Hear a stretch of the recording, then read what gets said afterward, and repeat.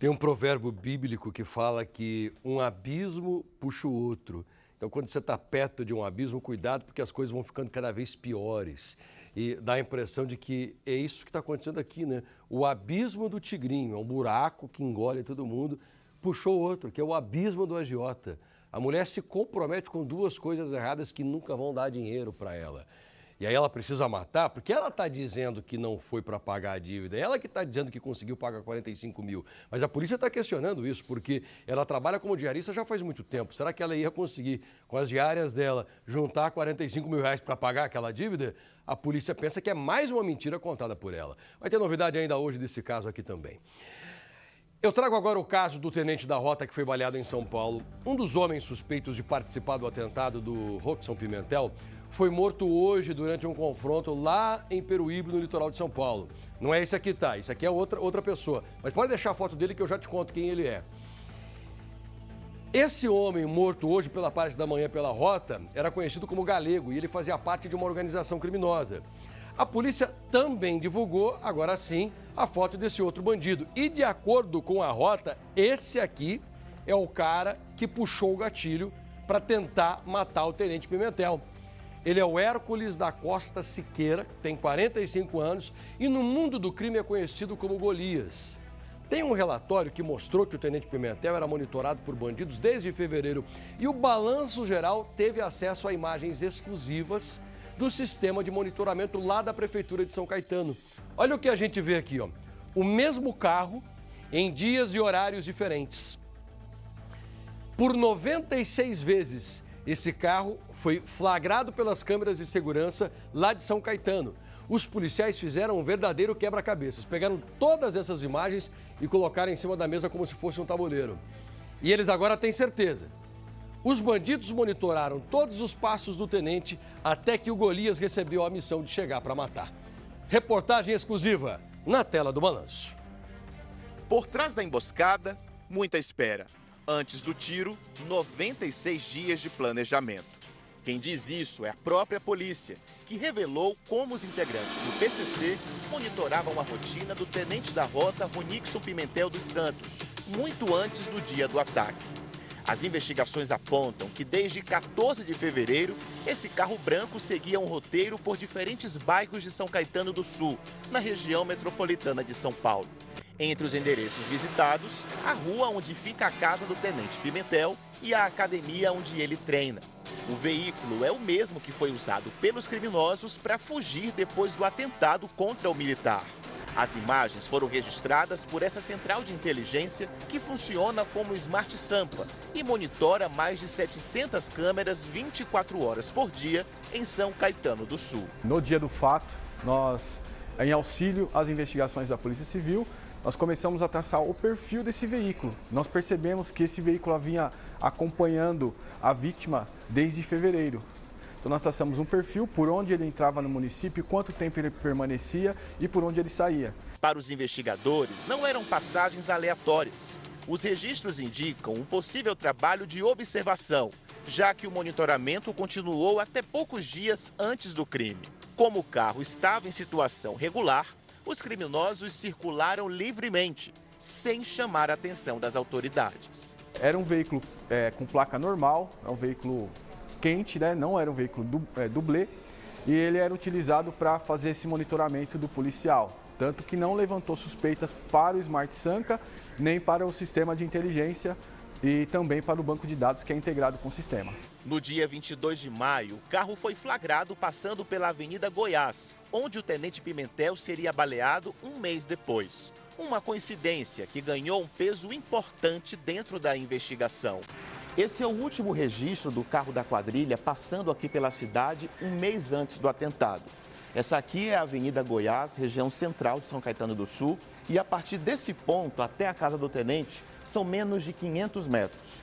Numa análise feita pela equipe aqui da Central de Monitoramento, foi possível perceber que esse mesmo carro rondou pela região por mais de 40 minutos. Muito provavelmente, os criminosos estavam à procura do tenente Pimentel, que sempre fazia este caminho quando saía da academia e voltava para casa. Foi o que aconteceu no dia 27 de junho, quando o plano entrou na etapa decisiva. Entre 10h25 e 10h54 da manhã, o mesmo carro passa 4 vezes pela rua Goitacazes. Os horários reforçam a suspeita de que o grupo aguardava o momento em que o tenente deixaria a academia. Às 11h30, ele parou no sinal e, em seguida, foi surpreendido pelos disparos. As imagens captadas pelo sistema de segurança revelam ainda que o mesmo carro branco usado para monitorar o policial por mais de 90 dias aparece na cena logo depois do crime. Os investigadores descobriram que nessa hora, minutos depois do atentado, os criminosos que estavam no carro chegaram a fotografar o tenente ferido, uma forma de provar que o serviço estava feito. A imagem passou a fazer parte das provas da investigação. Mas quem é o homem que atirou contra o tenente Pimentel? Para os investigadores, é esse, Hércules da Costa Siqueira, de 45 anos, conhecido como o Golias do PCC.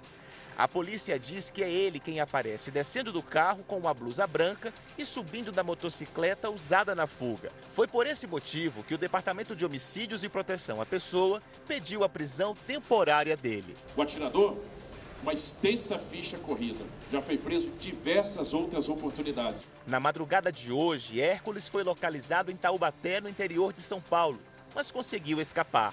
Durante a busca pelos criminosos que atuaram no atentado contra o tenente Ronixon Pimentel, a polícia de Peruíbe, litoral de São Paulo, recebeu uma denúncia anônima que levava ao paradeiro de outro suspeito, Helenilson Misael da Silva.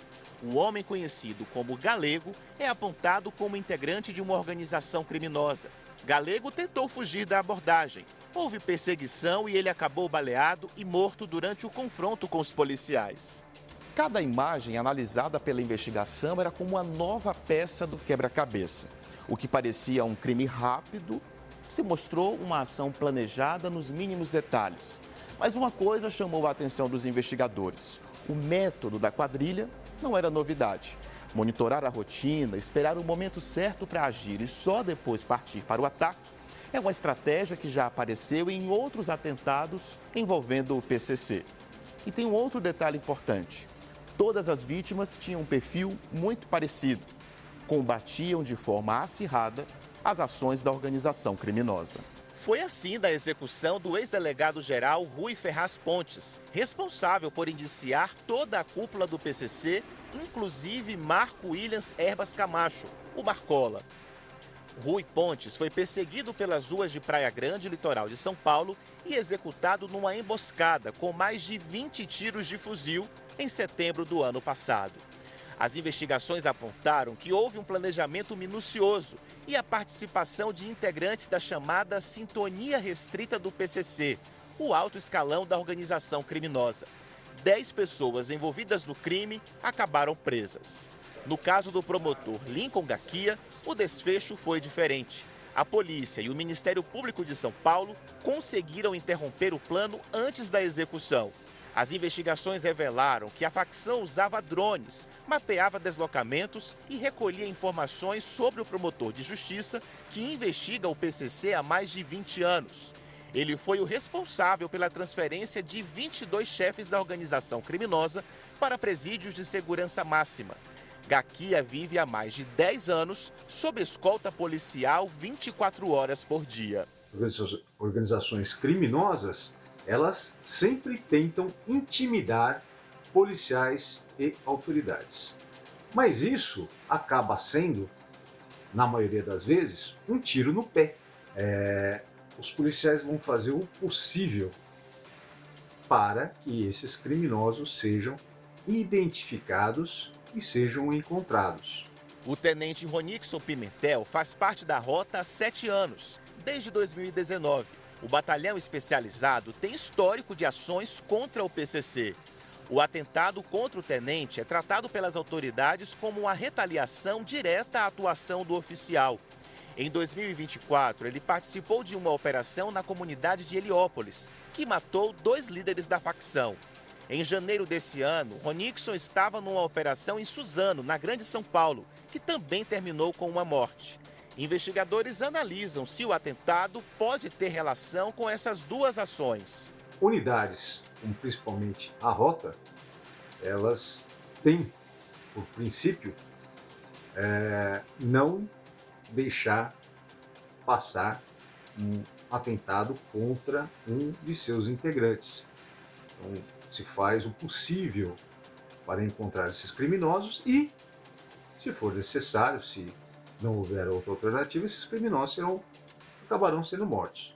A investigação sobre o atentado ao tenente Pimentel ainda está em andamento, mas as imagens, os relatórios e as prisões que já foram feitas reforçam uma conclusão dos investigadores. Não foi um ataque improvisado, foi uma caçada e a polícia agora corre para prender os outros envolvidos.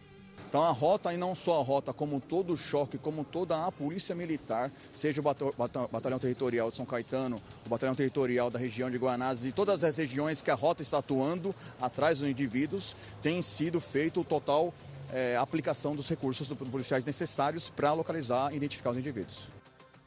Uma última atualização do estado de saúde desse tenente mostra que ele está estável, mas infelizmente ainda é um estado grave de saúde. Chama a atenção, Diógenes, que a rota está conseguindo identificar um a um rapidamente, muito mais rápido do que nós imaginávamos. Olha, Passaia, eu penso que isso é uma resposta, primeiro, para a família, segundo, para a própria instituição e principalmente para a sociedade, Passaia.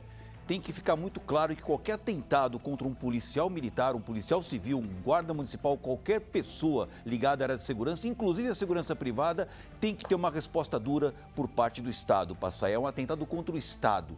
E aqui fica o recado, vai ser pego. É uma questão de honra e é uma questão também de escolha do criminoso, como ele vai vir. Se ele quiser vir vivo, preso, e como a gente sempre costuma dizer, sem um fio de cabelo desarrumado, é só se render. Se quiser oferecer qualquer tipo de resistência que coloque em risco a vida de um policial militar, ele vai experimentar a força letal, Passaia. E nós vimos recentemente no México quantos atentados contra juízes, contra instituições, carros queimados nas ruas. Nós já tivemos isso aqui também no Brasil, mas nem de perto semelhante ao que aconteceu no México. E por lá não começou de uma vez. Eles iniciaram assim, ameaçando autoridades, depois eles matam, ninguém faz nada, a polícia se acovarda e os bandidos pensam que são cada vez mais superiores e agem como superiores. Então aqui no Brasil, quando o Diógenes fala de dar uma resposta, eu acredito muito nisso também, que a polícia não pode permitir que o crime organizado avance, muito pelo contrário. Se eles mostrarem os dentes, querendo intimidar as nossas autoridades, a resposta precisa ser dura para que eles entendam o recado. Eu vou falar agora daquela estudante de medicina que invadiu uma garagem e acabou tirando a vida de um idoso. Você vai lembrar da história. A nossa equipe agora conseguiu o áudio da jovem fazendo ameaça aos vizinhos. E essa mulher já deu muito trabalho para todo mundo. É uma pessoa mal resolvida na vida. A Vitória Caroline, de 27 anos, arrebentou primeiro o portão da casa, avançou com o carro em cima do vizinho dela e o seu Odair, de 68 anos, que estava machucado, acabou perdendo a vida. Depois, quando ela foi segurada, rendida pelos próprios moradores, porque um pneu do carro dela, com essa batida, estourou e ela não conseguia andar, ela tentou fugir, mas não conseguiu. Quando os vizinhos pegaram, ela começou a esbravejar com os vizinhos, dizendo que mata mesmo, quer dizer, não estava nem aí com a situação. A mesma mulher que na delegacia batia a cabeça contra a grade. Nós descobrimos mais, não é de hoje que ela vem dando trabalho. Veja só.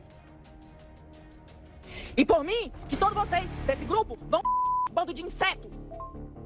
Eu avisei 10 vezes. Se não parasse de chamar de louca, de ficar me trajando de louca, eu ia atropelar, que eu ia passar pelo portão. Eu falei 1000 vezes. Eu não sei por que vocês ainda ficam duvidando de alguma coisa, se vocês já me conhecem.